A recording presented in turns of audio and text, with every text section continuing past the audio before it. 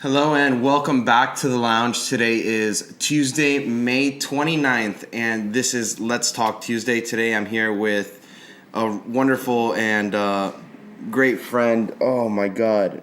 Joan.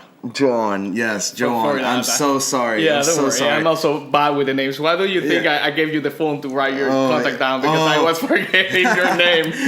So that's just a very small technique that I use sometimes when I forget people's name. I just pass the cell phone if I don't have them on my contacts, and it's like, can you please write down your contact so I can. That's funny. Well, that's funny. Thank you for having me here. Yeah, Joan from Flor y Nata. It's a newer cigar brand. He's here to talk to us about the brand and everything. So we want to know, Joan. So, what's your background and how'd you get into this industry and come up with the name and all the entire backstory? What is it? Okay. Well, thanks before anything for having me here. I'm gonna be fairly quick when it comes to the brand history. And my story is a little bit different than most of the people specifically on this industry. I don't have technically a background on cigar. My family doesn't have a background on cigar.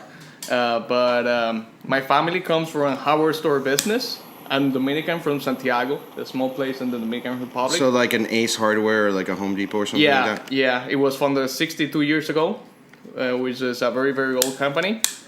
But the cigar brand came because I wanted to do something else because I wasn't thrilled about the hardware store business, So and I wanted to be here in the States and I wanted to look for something to do. And actually, the first thing I tried to see was profitable, and it was something that I really liked. It was dealing with food, perishable products, so. I tried to export frozen fruit pulp from the Dominican, but the risk was too much as my first business. So then I ended up switching to cigars.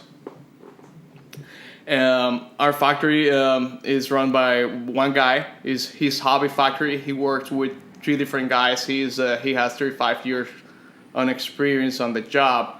So I got to him through my best girlfriend, which happened to be his cousin. So she brought me to the factory. Then he took me in for the first 2 years. I started learning about cigars, basic things, and how the cigar things should be done, right? So it took me a little bit to actually come up with a cigar brand name, and it was my father who gave that cigar name for me. It was Flor y Nata. It stands for cream of the crop. And we were just talking about the cigar process and how important it is to have good tobacco in it. And it happens that we can source very, very, very good tobacco because we have really low quantities of the best tobacco available. So he told me, like, listen, you're just having the creme de la creme. Like, you should use this name, the cream of the crop, like Flor y Nata in Spanish. So I took that name and stick it to the cigar. And we did our first batch of 5,000 cigars, started selling in the Dominican. Where are they from again? Tamboril, Santiago. Is in the Dominican Republic. Yeah, it's a Dominican cigar, yeah.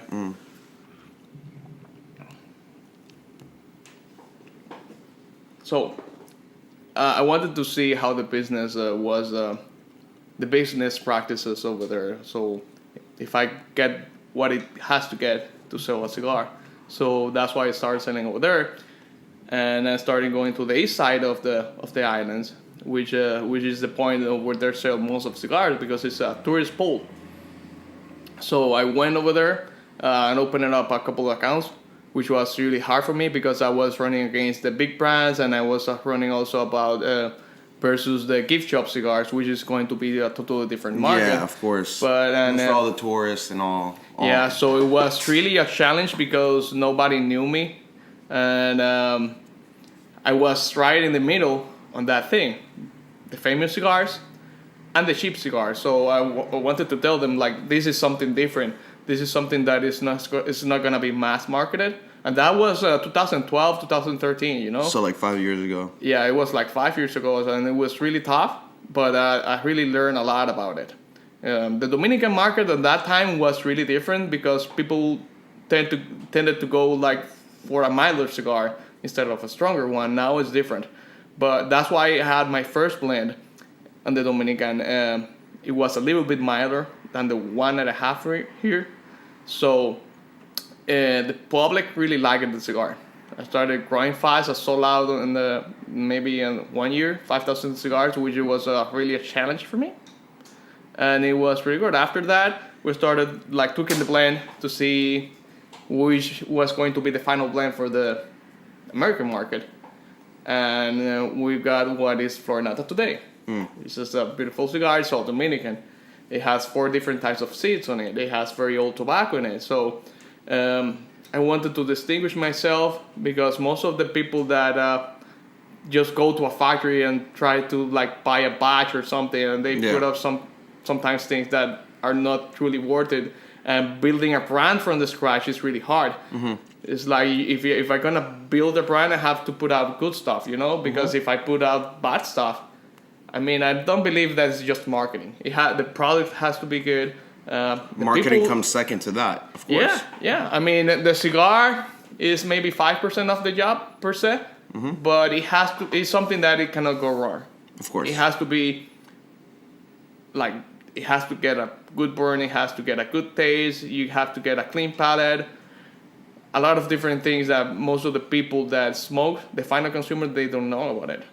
So my job is to put this thing into their mouth and explain why I'm doing this, which is very, very hard work. It takes a lot of time, but I would imagine, yeah. I want to talk about the new blood on the industry. We need the new blood on this industry, and industry which is gonna be harder every day. But I'm not seeing a lot of new guys. And that's really a concern, because I love this industry, and we all love this industry, and it has to keep growing. It has to be modernized. We're coming for you. If you're watching this, you know who you are. Okay. I'm just kidding. Just relax. I try to relax. No, I'm joking. What are you saying? So, I'm really trying to push and get new smokers, because everything is going to be about making the pie bigger. It's not me taking a piece of your pie. There's plenty of pie for all of us. Yeah, there's plenty of it, and we can also make the pie bigger. So people switch from cigarettes. I actually discovered what cigar smoking is. 2 days ago, I was enjoying a cigar on Sunday. It was Mother's Day, and there was a person who got close to me, and she told me, like, you should not smoke cigar because it's bad for your health. And the first thing I say to her, you get it every time, It's, of course. It's, no. Yeah. It's not the same as a cigarette. It's something totally different. Yeah. I mean, I guess. What can I tell you? I was a cigarette smoker 8 years ago, and I quit.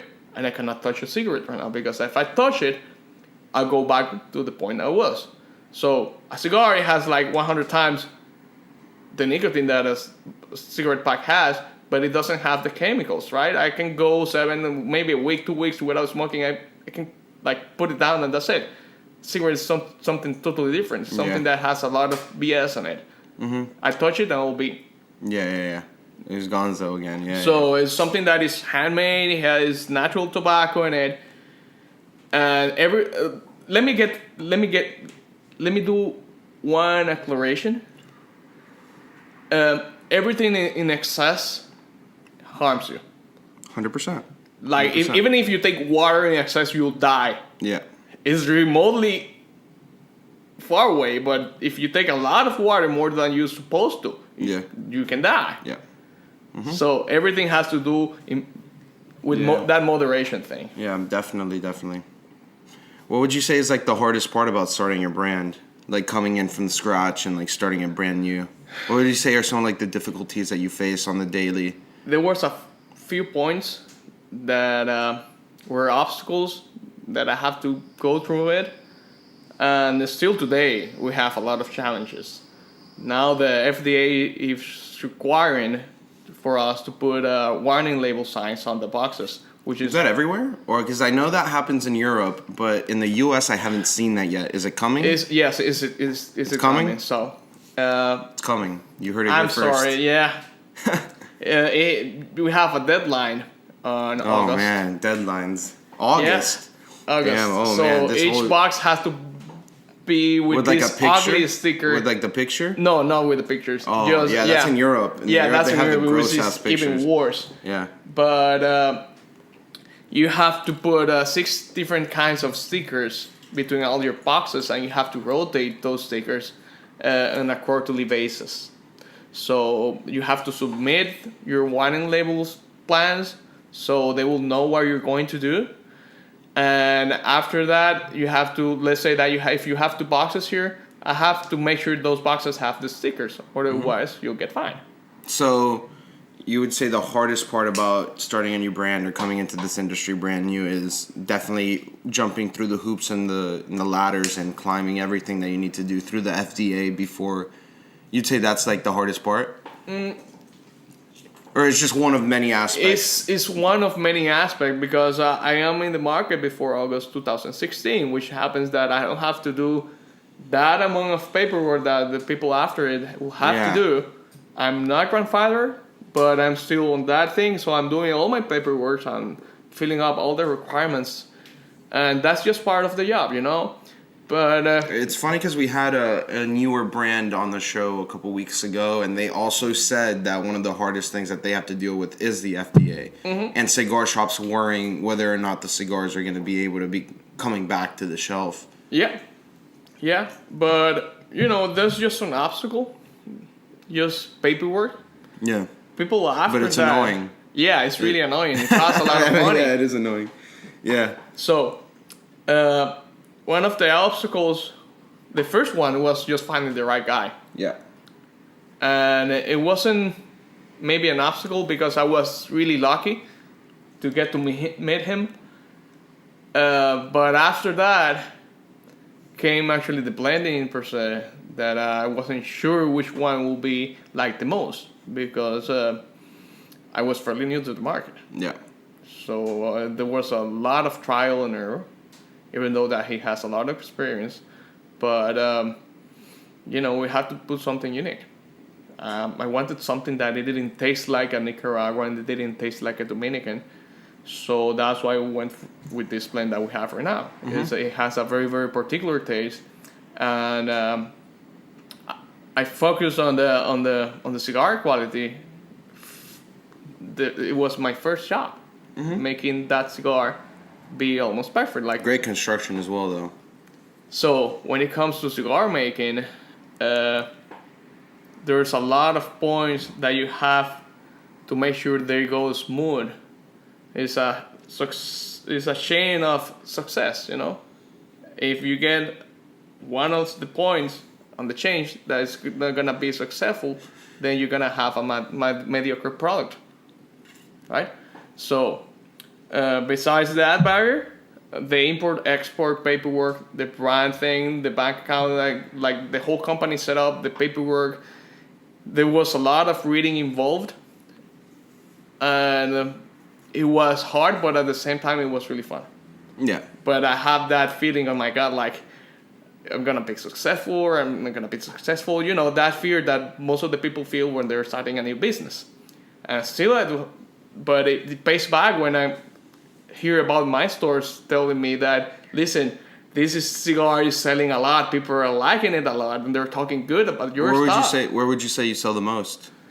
That's a good question, because my strategy is it doesn't involve us just one place. No, of course, but I'm saying like what region would you say likes this one the most? I'm more focused on the Midwest. Midwest? U.S. Yeah. In the United US? States. So like a state like Kansas or something like that? Yeah, Texas, Kansas, all the way up there, and New York is a big market too. New York. And New Jersey, and I'm all over the place. Yeah. I try to be, if I choose one account, I try to be far away from the other one so people will know the cigar more. But at the same time, if you see a cigar here and then you see it next door, people will know that the cigar is really good because they're seeing it a lot. Interesting, yeah. So after that, it will be the pricing. The price point, I wanted to find that middle spot, that sweet spot, that, price/quality. That's my That's my strongest point, you know. If you're going for a good price cigar, which is extremely high quality, I'm winning in there. Yeah. I'm winning in there. I have to be honest. So that was one of the barriers, and that was one of the points that got me concerned before rolling everything out. But based on the feedback, I'm doing okay. I'm doing great. Well, it's good to hear. Yeah. Yeah, it's good to hear. I mean, like, yeah, I always like hearing success stories and like people going through obstacles and like having to, you know, do all these things to do what they love, and then at the end of the day, they're successful. I mean, like, I don't know if you consider yourself successful. I would So say far, that. yes. Yeah, exactly. Like, there's different levels of success, and like, clearly, you look as like you've reached some point of like getting to somewhere like that. Let's right? say I feel happy and I feel really Well, that's excited. the most important. Just being happy, you know. Yeah, but at the same time, you know, you have to do some boxing in order to eat and in order to live. Of course, You know? yeah. Stay hungry. Stay hungry. You have to stay hungry, and I just love this industry. Yeah. Takes What me would you out. say is your favorite part about being in this industry now? It's like a sweet and sour relationship, but it's a traveling. Well, what's the give me the sweet first, and then give me the sour. I'm gonna tell you the sour 1st. Okay. The sour part is. You don't have to listen to me. You can do whatever you want. Yeah. No, yeah, I'm joking. yeah, I know that. The sour part is that you get sick a lot because you travel a lot. Yeah, constantly moving, changing it's climates. stressful. You know, you have to be on the road a lot. Yeah. Maybe away from your family. You sometimes you feel like you don't belong to places because okay, let's make it real. I just have 2 years here in the States. Yeah. 2 to 3 years. So there's a process of adaptation into the whole American culture. Oh, and anyway, like, you could come to Miami and you might feel comfortable here in Miami, but you go, 30 miles up north to Fort Lauderdale, it's a completely different place. Yep. Now, you go from Fort Lauderdale and you go to, like, Kansas, where you say you're going, that's like another universe. You go to New York, that's another dimension. Yeah. Like, every state's like a different country here. So, but let me get you the sweet part now. There's a lot of places when where you don't feel like that, right? And you feel like home. So you start meeting up nice people that becomes your friends. Yeah. And then out of the blue, you start getting new friends in different. How long did places. it take you to get to that point, though? 2 Like, years? okay, well, so like right around now is when you're getting to that point of being acclimated to different networks in the U.S. At least on Miami, now I feel like I'm home. Okay. And it Well, took you me- have a home here, don't you? Yeah. Yeah, exactly. But yeah. I started feeling comfortable. You know, it wasn't. It was a struggle the first 2 years because I feel alienated. You know. When you came those first 2 years, that was to bring the cigar over to the States. Yeah. To like get the market. Yeah, started get over. everything rolling out. So until like 6-7 months ago, I had that spine in my, in my heart, like, is I'm gonna do it or not? But now I feel like home, and I got a lot of friends outside of the state, which I call them like, listen, I'm gonna visit a couple of clients in there. I'm gonna pay you a visit. Let's get together for lunch or whatever. They take their time and spend it with me, which I'm really grateful. Yeah. And I get to meet a lot of different people, from lawyers to doctors to everything. Like, you're a philosopher. So, Yes, I would say so myself. Yes, I am majoring in philosophy. For those of you that don't know, you want to hear crazy stuff, just stop by the shop and I will blow your mind into a million different pieces. I'm kidding. yeah, it's really interesting when I heard about you. So, Oh man, I'm not Jesus or anything. I'm not Thomas well, Hobbes. we still have that deep conversation pending. Oh yeah, It's gonna be my second time here in the store, so. Well, we've gone pretty deep right now. I've dug pretty deep. I think I've gotten a lot of aspects of like your path out right now. So I don't know. I like breaking things down and then putting them back together. Whether that's a heart or something else. No, I'm joking about the heart. I don't break hearts. I get mine broken. So. So that's the beautiful thing on traveling. And sometimes if I'm gonna spend the weekend out of my house, if I get lucky enough, I get like a good fare on the trip. Sometimes I fly my wife, and so we can spend the weekend together. And she gets with me to, let's say, 1 or 2 cigar stores. You know, she's very comfortable, but 1 or 2 on a day will do it for her. After that, we just take the weekend off. Yeah. And even though it's a weekend business, you know, but to visit a account is different than for the consumer to go in. Even though that I have to be smoking with the consumer, sometimes I have to take it out. Yeah. And there's been great places like. You will not imagine how big is Texas. Texas? Yeah. I can't imagine that. Yeah. Florida's pretty long because when we would take road trips, I used to go to school in Tallahassee in the northern part of Florida. That's an 8-hour drive for me. It's like a 7-hour drive, but because I stop once, pee, put gas, and keep going. Stop. I mean, like I stopped once. I was I try to get over there as fast as possible. Okay. Yeah. I usually would go from here all the way to like right past Orlando and then finish the 3 or 4 hours to get there. And then on the way back, I'd come back past Orlando, put gas, and then keep going all the way. And I would always come at night. Like, okay. I would leave Tallahassee at like 11 o'clock at night. And I would get here at like 7 in the morning, yeah. Well, that's rough. Yeah, I guess. I mean, if you can do the night driving, it's okay. Oh, but I'm like... Because imagine, it's like there's no one's on the road. But it's really like boring. Oh, well, you just crank the music up and you're fucking, just like listening to that, bumping that music on the way home. Well, I'm the guy that like to stop, eat shit on the road, talk shit with anyone, and then keep going. You and see, like, you're the type of passenger I would be super annoyed with because you'd be like, oh, let's stop. And I'd be like, no, we're not stopping. And you'd be like, I gotta pee. And then I'd be like, oh my God. And I'd pull over and then you'd stop. Oh, let's look at this gift shop. Just like my mom. My mom loves stopping. She's like, oh my God, there's a little town here named XYZ. And she's like, let's stop. And I'm like, oh God. That's a 2-hour detour. But I get to know a lot of places. That's why I like my... Yeah, I hate that. Yeah. But it's the same as traveling.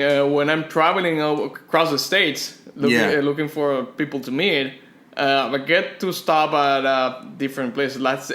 In Texas, they have one place that most of the reps stop. It's called Buc-ee's. Buc-ee's? Yeah, Buc-ee's is... I think I've heard of it. It's like a big gas station that you can stop there, have jerky, have sandwiches, just stop there, eat shit, and... We have a similar one in Florida called Wawa. Never heard about WAWA. No, I mean, like, it's an American thing, like... for gringos and stuff. I'm joking. But no, I learned about it because there's one right outside of Tallahassee, and like I stopped there once, and I was like, what's the big deal? It's like an oversized. It's like the Walmart of gas stations. Okay. Is that what the one you're describing is? It's just like 20 pumps. Yeah. And then like a big ass. Like a big ass thing. We have one of those. Yeah. It's called Wawa. If you didn't know about it, Wawa. Free promo. Yeah. Free promo. Yeah. Contact us, Wawa. So. You know what? I used to stop when it comes to stopping to those Florida citrus thing. Just to buy fruits and buy like pies and all those things. Yeah. But they're struggling right now because they have a disease now on the Florida citrus. So that's why you see all the fruit coming from California, especially the citrus, because it's having like a shortage here. So, I used to do that a lot and stop there and smoke a cigar. Grab a pecan pie with a cigar. It made my day. Yeah. No, it could. It definitely would. Then you get that asshole that comes out and says, like, you can smoke here. But you don't have any signs. We're in Florida. No, you cannot smoke here. Then I take my pie to the car and just... Cool. So we're kind of wrapping up right now. I just want to give you a chance right now. Is there anything you want to say to the audience? Any last words of inspiration? Maybe... I'm going to die? What? You said, like, last words? Relax. We're wrapping up. Wrapping up. Yeah, wrapping up the thing. We're reaching the time now. Okay, so already 30 minutes. Yeah, 25 minutes we've been talking already. I cannot believe it. Yeah, right? Well, it's because when you're having a conversation like this, we'll bring you back on because I want to finish this conversation, but, like when you're talking a lot, it's just like you go so deep. I studied time last semester, so it's like when you get really close to a topic, time starts moving faster and faster and faster. Okay, So it feels it makes sense. Well, it's like what I don't want to talk for Einstein, but when Einstein said that gravity, how dare you pass by the shop? Look at this. The ambulance passes by every day. Look, you hear it? You hear it? Look at that. Thank you. That was nice. Einstein's theory of relativity, it's like when two objects get close together, masses get closer together, they start moving faster because of gravity. Yeah. I'm not a physicist, so I don't know it exactly, but I understood it like this in my philosophy class. Mm-hmm. And so I understood it like when you fall really in love with a person, it feels like time's moving on forever, but it doesn't feel like time is really moving because you're moving so fast with that person. Mm-hmm. So when I'm not saying I'm in love with you, don't get it wrong, but I'm saying that since we were in a really deep conversation, it just felt like time was really going by really fast. You know what I believe? I believe that time is just a creation of the mind. You see, we talked about that, but at the same time, it's not so much the way we display time, like with clocks and calendars and stuff, is a reflection of our perspective on time. So that's what we see time as, not necessarily that is what time is, because time is relative to everything. Time on Mars is not the same. Like 1 day on Mars is not the same as 1 day on Earth, and 1 year for Mars, like one revolution around the Earth. Yeah, is that's not why the same they as do Earth. light years, because it's a little bit more accurate measuring of time. No, yeah, light years is like the speed at which you move. Yeah. Yeah, but measured like the distance in light years, like. Yeah. It's just fast. Yeah. It's fast. So we're going really deep. But anyways, my last word is going to be that I appreciate you guys seeing this video, and if you guys can support me, I'm deeply grateful. This is a very nice stick, something that I like it. It had great construction. I give it an A+ rating in construction at least, which is like my biggest thing is the construction. Okay, good. That's like my biggest thing. Good. Because like you get a bad cigar with a bad construction, you're like, oh my god. What is this? I know. I hate the holes on the cigars. It's like that's the worst. But still, eventually 1 in 1,000, you're gonna get one because it's a handmade cigar. I know. But save yourself. Yeah, good. Yeah, I have to vouch for me a little bit. Yeah. But thank you for supporting me. Try this cigar. You won't be disappointed. It's a medium to full body cigar, but it has a lot of stays on it. We have 3 vitolas, and this guy over here has the Robusto. The Robusto is 5x52 and is the most rounded smoke between the Corona and the Toro. It's like the medium point that you should start with it. And this is the 2015 version, which we're sold out. There's no boxes left.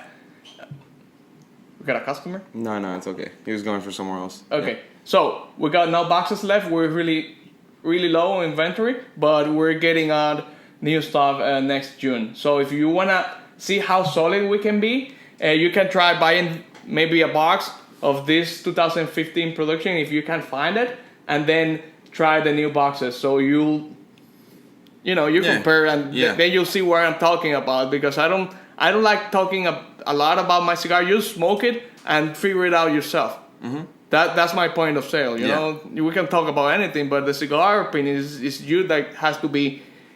You have to figure it out by yourself. Yeah. Because everything is about your perspective. Mm-hmm. How do you see things? Exactly. Yeah. It's your palate. Yeah. Well, guys, you heard it here. If you like what we had to say and you want to see more, you can subscribe to our channel. You can follow us on Instagram at Gable Cigars, them at FLORYNATA. That's on Instagram, Flor y Nata. And that about does it for Let's Talk Tuesday number 5. Wow, we've done 5 episodes of this already. So we'll catch you guys tomorrow for Whiskey Wednesdays number 5.